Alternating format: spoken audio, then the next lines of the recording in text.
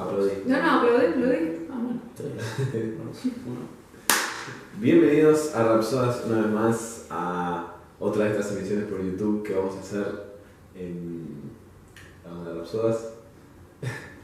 Hoy vamos a hablar de uno de los temas, vamos a profundizar sobre uno de los temas, es una mecánica que venimos aplicando de la vez anterior y esta, que es que uno de los temas que tocamos en vivo lo llevamos, lo puntualizamos un poco más, ahora, ¿cómo se dice? En diferido. ¿Cómo andan, compañeros? Todo bien. Acá andamos. Volvemos a tratar Un nuevamente un 1 de mayo. 1 de mayo. Día del Trabajador. Como para festejar. Volvemos a tratar nuevamente uno de los temas que tratamos primero en la radio. Esta vez remix, remasterizado. Sí, retocado. El diario del lunes, el famoso diario del lunes te da un... Todos los días son mejores. Además. Una evolución lineal progresiva, ¿no? Sí, obvio, es exponencial. Totalmente exponencial. Hoy nos convoca nuevamente un 1 de mayo, el Día del Trabajador, la discusión en torno a la revalorización o la ficcionalización de nuestro héroe, el mítico, que es el gaucho, ¿sí? Las lecturas que han habido sobre el gaucho y las lecturas que hay en la actualidad sobre el gaucho, que han causado controversia desde su misma producción, desde el proyecto político argentino de mitad del siglo XIX, ¿no? Su fundación, su creación, de la mano de José Hernández, produjo dentro de la intelectualidad argentina y dentro de la misma comunidad nacional una disputa. ¿Se es más o menos gaucho? ¿Se puede involucrar al gaucho dentro del proyecto nacional? Bueno, son todas discusiones que tenemos que ir dando y tenemos que darle vida nuevamente, abrirlas. Sí, bueno, hay dos discursos, hay un discurso que establece que en la argentinidad, en la conformación de la argentinidad del principio del siglo XX, pero sobre todo del siglo anterior, del siglo XIX, existen dos Argentinas, una Argentina inglesa y una Argentina hispana, por la influencia colonial, ¿no? Porque nuestro país se independiza de España y a la vez se independiza de España bajo una fuerte influencia inglesa y eso hace mella en lo que es la epistemología del momento.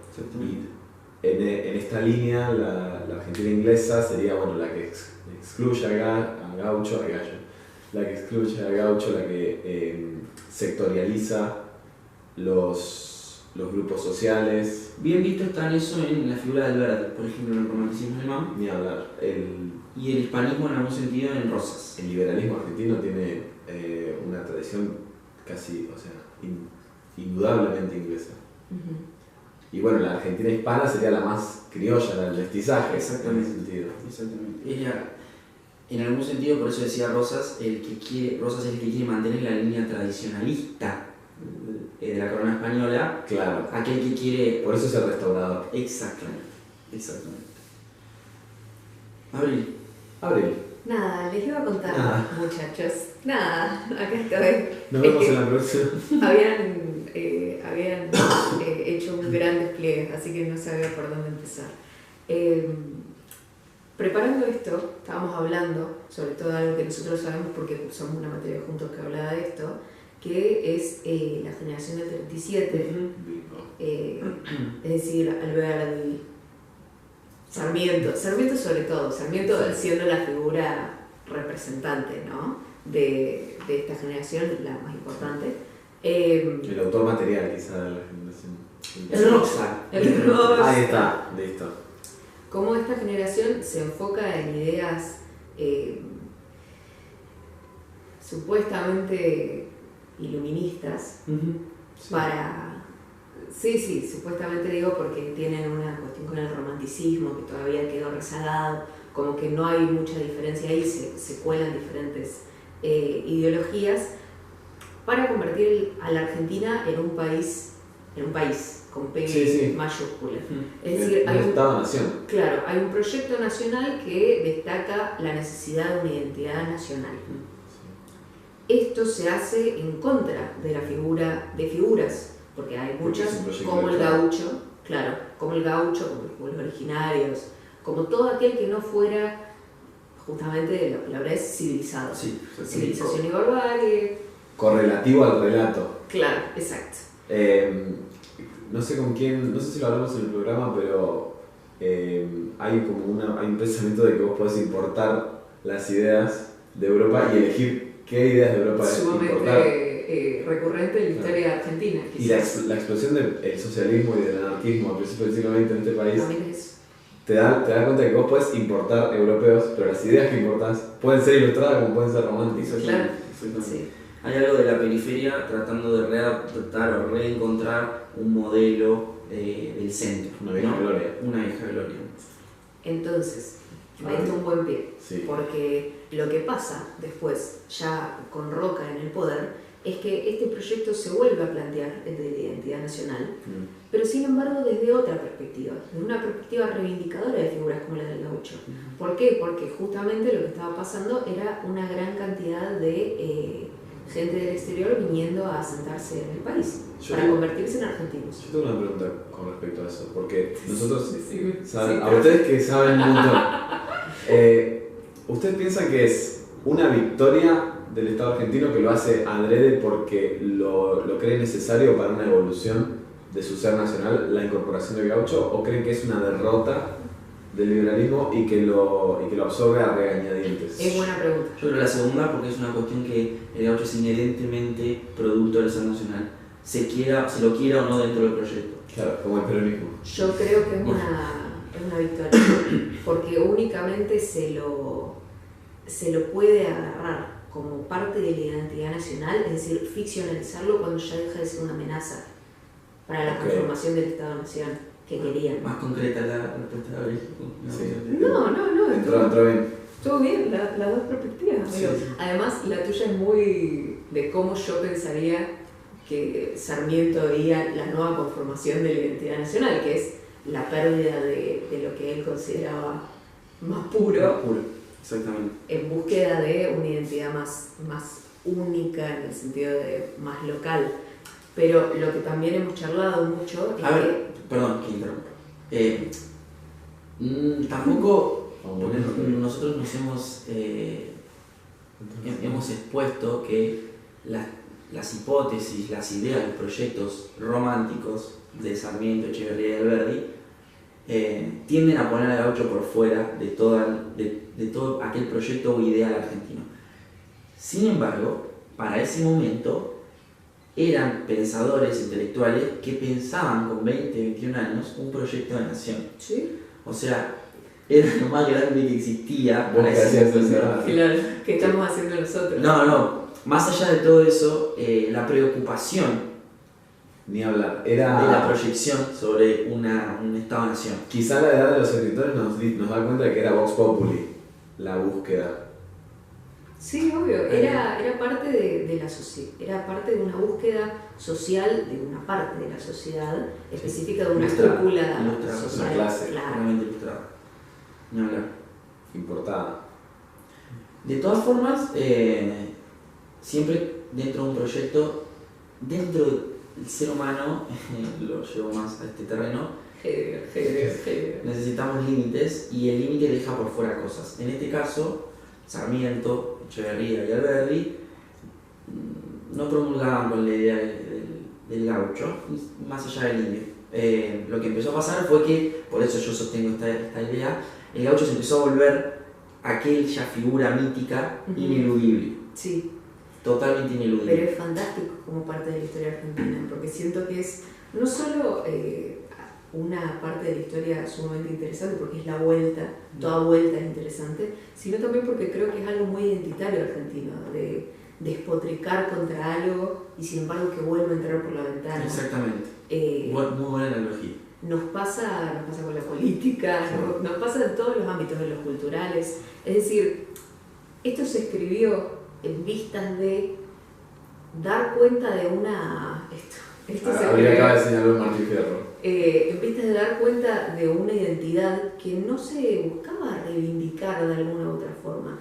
Y sin embargo, Hernández escribe al Martín Fierro, a la persona Martín Fierro, con una dedicación y con una prosa alrededor de él que uno no puede, sino sospechar que había o un entendimiento mayor o que él mismo no estaba consciente del amor que le estaba dedicando a tal figura que supuestamente estaba más del lado de Sarmiento ideológicamente. Veremos, iremos navegando y veremos. Justamente les había hablado un poco. Esto que les dije recién viene de un ensayo que escriben Beatriz Arlo y, si no me equivoco, Camilo Altamirano, que se llama La Argentina del Centenario, Campo Intelectual, Vida Literaria y Temas Ideológicos, y dice justamente que en la generación del 80, del 1880, surge esta necesidad por una nueva concepción social.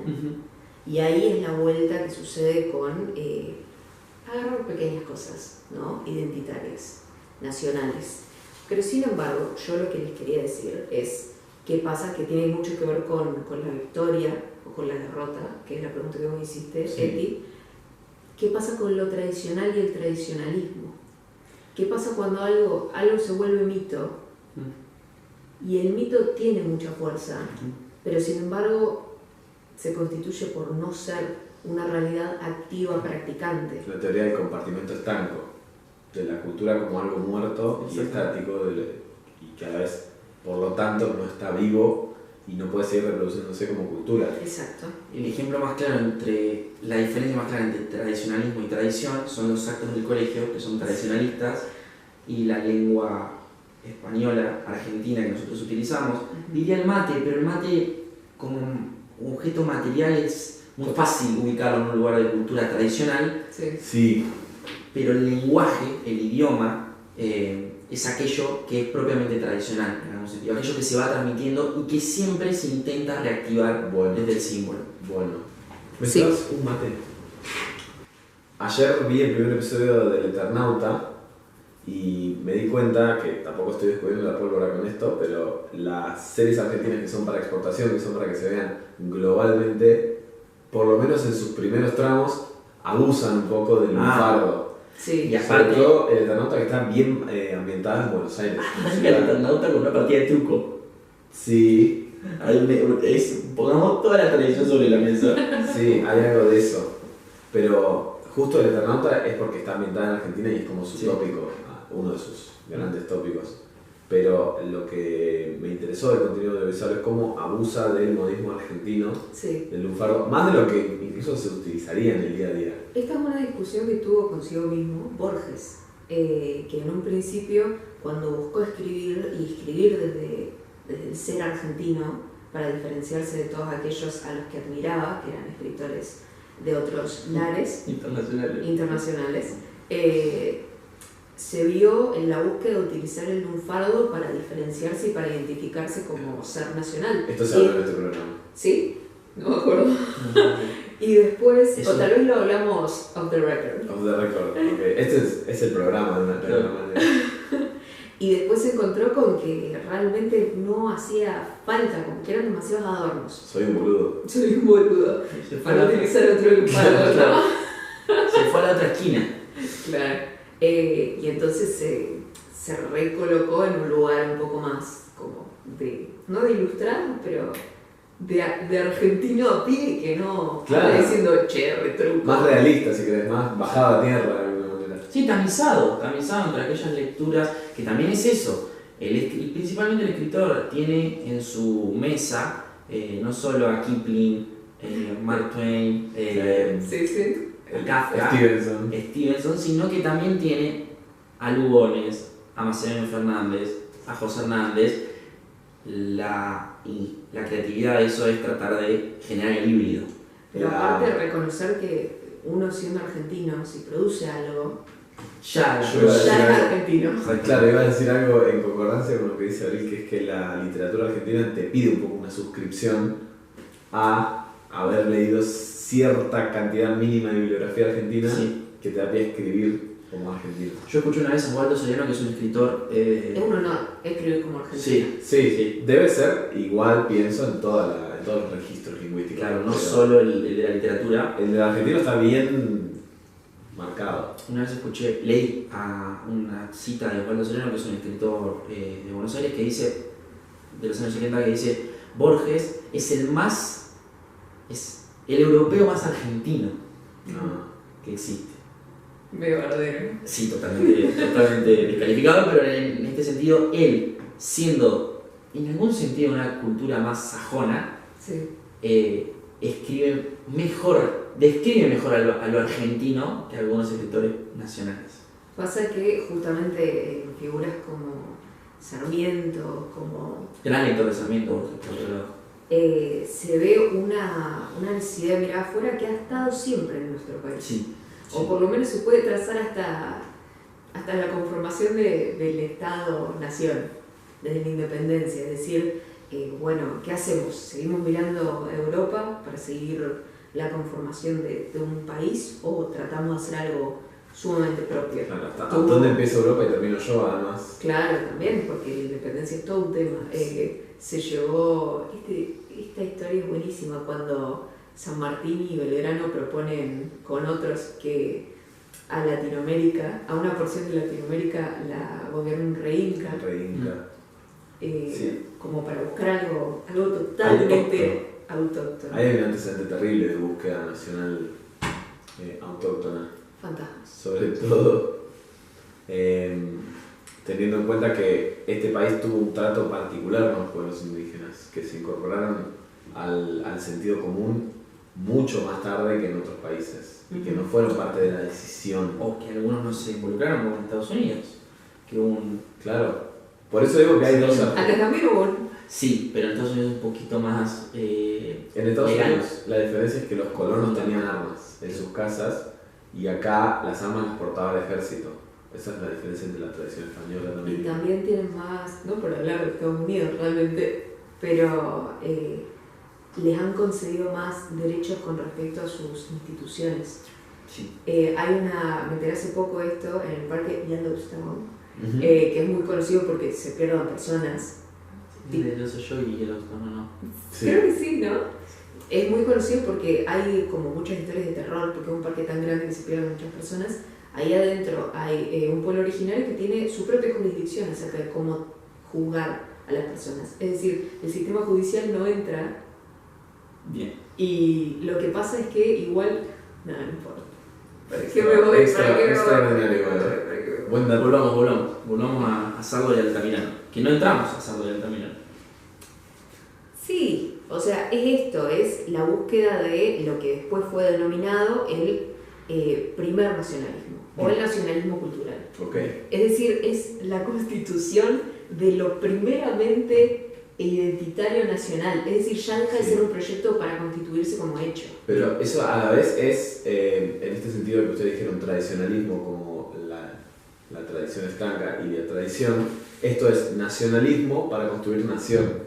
Sí, claro. Es decir, algo muerto que parte de unos preceptos y de algo esquematizado para construir algo vivo como lo es una nación. Exactamente. Pasa que obvio que se necesitan héroes en una nación. Sí, pero es distinto si los elegís a dedo.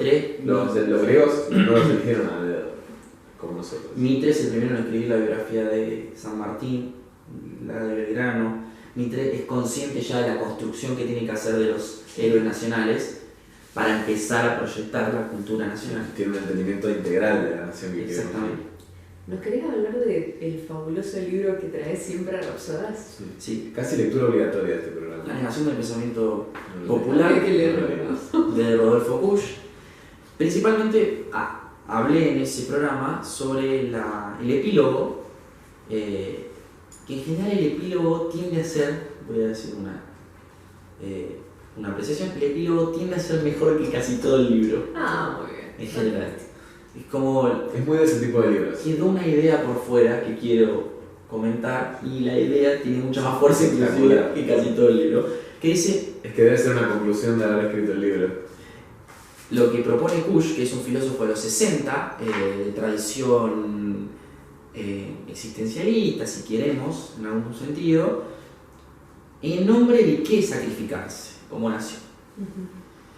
Lo que propone acá Kusch es primero una lectura histórico-social, histórico-política de cómo la Argentina en mitad del siglo XIX se fue dando una transición, va a hablar de una Argentina más colonial, que nunca dejó de ser colonial, pero eso ya va por otro lado, a una Argentina más que se empezó a europeizar en algún sentido, ¿sí? Con un claro ímpetu de algunos pensadores, como ya veníamos mencionando con Sarmiento, con Alberdi y compañía. Kusch vuelve sobre el gaucho, vuelve sobre el Martín Fierro y propone que la filosofía del gaucho no es una filosofía del pensar, sino del pesar de la existencia. Es decir, y leo, se trata de rastrear en el Martín Fierro algo así como un pensar o pesar de la existencia, a los efectos de que una vez que hayamos establecido el horizonte de pensamiento o el horizonte simbólico en el que se desplaza el mismo, poder ubicar un pensamiento y ver recién a partir de ahí en qué queda nuestra propuesta de la negación. ¿Qué dice Kusch? Kusch dice que el gaucho nace negado, nace llorando, nace angustiado, nace triste, nace perseguido. Son todas cuestiones que energéticamente, simbólicamente, lo niegan como figura. Lo que tiene de controversial esto, o lo que propone Kusch, que a mí me parece muy interesante, es pensemos desde la negación. En vez de creer que podemos pensar desde lo positivo, le hace Europa, progreso, líneas más claras de una ilustración, pensemos desde lo más argentino que hay, de la otra esquina, que es pensar desde la negación. ¿Sí? Esta es como la primera línea que tiene Kusch, bastante sí. clara. Toda la poesía gaucha está desarrollada desde la negación. Yo no soy cantor letrado, mas si me pongo a cantar no tengo cuándo acabar y me envejezco cantando. Las coplas me van brotando como agua de manantial. ¿Bien? ¿Qué significa el cantar en el Martín Fierro? ¿Qué significa? El cantar representa aquella crítica, aquella denuncia que dice Kusch. No denuncia hacia un otro que lo persigue, denuncia hacia la misma existencia del gaucho, hacia el mismo pesar de la existencia del gaucho. Tal cual. Es la incorporación de la oscuridad. Si vamos a pensar el progresismo como algo ilustrado e iluminado, el gaucho es la condensación humana cultural de la oscuridad. Exactamente. Quizá incluso motivo de influencia para lo que después fue el tango, por ejemplo. Claramente. Hay algo muy sublimemente oscuro en la idea esta, que también es ficcional, ¿no? De el vacío de la pampa. Tal cual. De la soledad y de lo árido, que también es una construcción, ¿no? Esta idea de que no hay nada, de vacío, de que también lo describe Sarmiento, ¿no? De que es el ambiente y el terreno árido el que hace árido al hombre gaucho. Sí. Pero el gaucho robusto, pasional, bruto también, sí. Pero también es buenísimo esto que trae Manu, porque el gaucho tiene su propia voz, y su propia voz es a través del cantar. Exactamente. Lo cual es hermoso. ¿Por qué se elige el cantar y no se elige el hablar, o lo discursivo, o lo más ligado a un aspecto más político? Va a decir porque en el cantar, y esto lo dice Kusch, en el cantar, gran libro, fantástico libro. Sí, me parece ese libro. el canto tiene en el Martín Fierro una dimensión simbólica inusitada. En el texto se invoca, antes de cantar, a los santos del cielo y a Dios. Hay una búsqueda trascendente en el cantar. Es un hablar que no comprenden todos, sino cierto grupo que maneja un orden simbólico específico y sagrado, si queremos ponerle algún tipo de connotación. El gaucho contiene de por sí esta figura alejada, corrida, vacía, oscura, perdida y perseguida, contiene el elemento más trascendente de lo que pretendía o pretende ser una nación. Algunos se dieron cuenta, ya era demasiado tarde, y otros eran conscientes y nunca pudieron, en algún sentido, lograr reivindicar al gaucho. José Hernández, en su escritura del Martín Fierro, yo soy de los que cree, de los que piensa que nunca el escritor tiene noción de la trascendencia con la que escribe. Lo Si tratamos no, en el episodio anterior. si no, no lo escribe. Si yo me siento a escribir la Biblia, no escribo la Biblia. Hay algo de despojarse un poco de la obra, sabiendo, o no sabiendo, inclusive al revés, no teniendo conciencia de que eso se va a tomar vida propia, trascendente en algún sentido. Encapsula entonces en el Martín Fierro la idea de este gaucho sagrado, trascendente y mítico de lo que va a ser la nación argentina. Y de lo que al día de hoy todavía seguimos discutiendo. Porque el gaucho es bárbaro o es lo más civilizado que tiene una cultura bárbara como la nuestra. Wow. Silencio. Silencio gauchesco. Sí. La cultura argentina es medio síntesis, civilización barbarie, ¿no? Al final, si nos ponemos hegelianos. Totalmente. De todas formas. No me quiero poner hegeliano. No nos ponemos hegelianos, de todas formas. Por favor. Sé más bárbaro. Sí, Sí. En vez de renegar de lo bárbaro, seamos más bárbaros. Qué bárbaro.